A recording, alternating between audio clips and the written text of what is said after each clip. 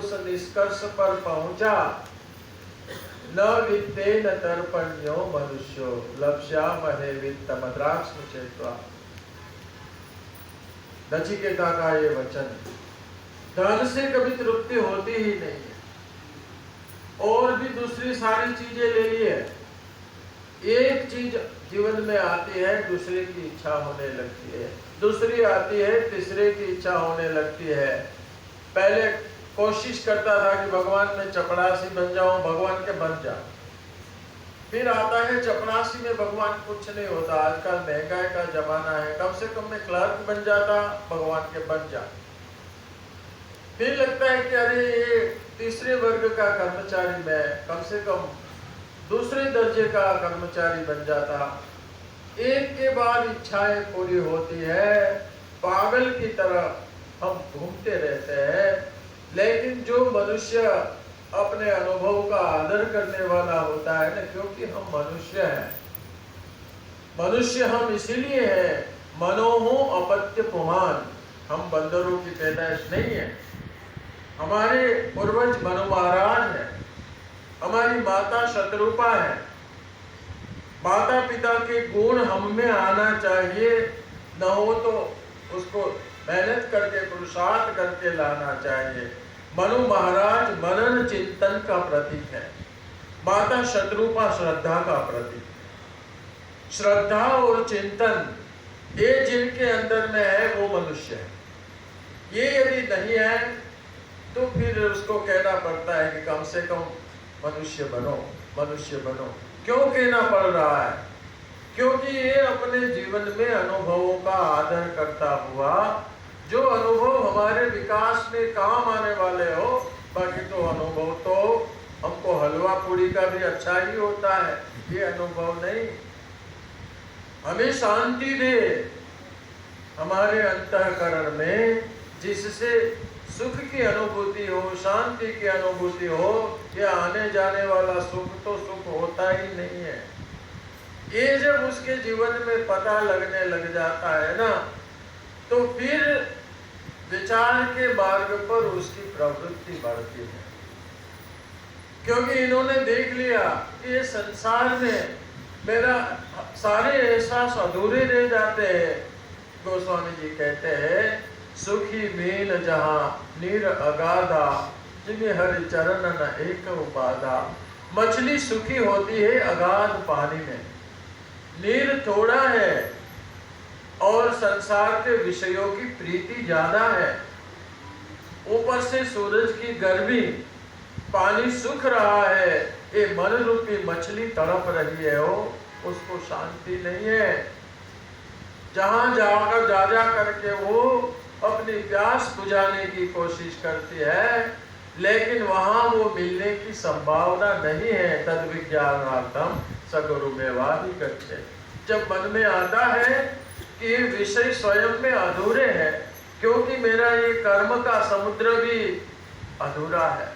कर्म की परम कर्म तत् जड़म, महर्षि रमन कहते हैं, कर्म तो होकर के पूरे हो जाएंगे, जड़ है, और ये जड़ कर्मों के द्वारा, अनित्य कर्मों के द्वारा मिलने वाला फल भी अनित्य ही है। इसलिए ये मुझे कभी भी संतोष दे नहीं सकते, और मुझे सुख चाहिए। आप विचारवान हो तो विचार करना, सुख मेरा स्वरूप है, दुख आगंतुक है, शांति मेरा स्वरूप है, अशांति आगंतुक है, संतोष मेरा स्वरूप है, लोभ आगंतुक। जितने भी ये सारी चीजें है ना, वो किसी न किसी निमित्तों से होती है। सुखी में अपने आप निर्निमित्त होता हूँ, ये जब पता लगता है, उसे जानने के लिए वो गुरुओं के पास जाता है। समित पानी श्रोत्रियम ब्रह्मनिष्ठम, संविधा लेकर के। अभी गुरु फ्लैट में रहता होगा बॉम्बे में, तो कहाँ लकड़ी का बोझा ले जाओगे? तो क्या करेंगे? मरेंगे। लकड़ी का बोझे का मतलब है अपने मन को पूर्वाग्रह से रहित, इतना सूखा मन है, एक चिंगारी जलाई और जल करके भस्मीभूत हो गया हो। ज्ञानाग्नि सर्वकर्माणि, सारे कर्मों को भस्मीभूत करने वाली गुरु की वचन रूपी चिंगारी जब लग जाती है, तो जिसका मन सुखी लकड़ी की तरह होगा उसका तो बोझा कर्मों का जल के खाक हो जाएगा। लेकिन यदि लकड़ी गीली होगी तो जलेगी नहीं।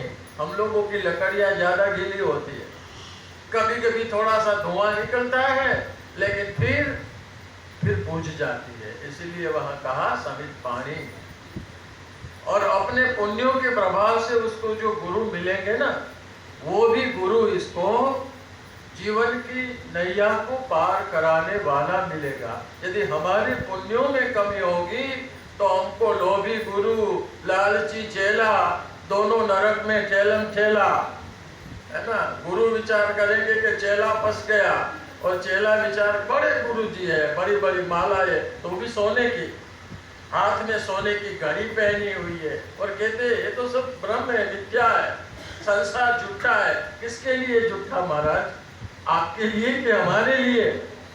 तो भगवान की दया से जब अपने अनुभव का आदर करके शिष्य आगे बढ़ता है, उसके जीवन में सदगुरु मिलते हैं।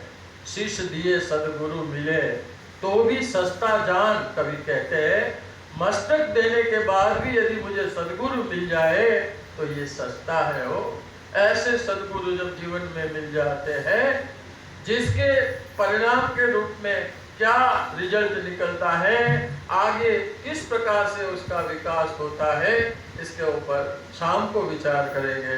मैं अपनी वाणी को विराम दूंगा। ओम तत्सत, ओम तत्सत, ओम तत्सत। बोलिए सच्चिदानंद भगवान की जय। एकदम जितना समय बताया उतने समय में स्वामी ने गागर में सागर भर दिया। इसी श्रृंखला में आगे पूज्य स्वामी अनंतानंद जी से प्रार्थना करूंगा, वो भी अपने समय के अनुसार।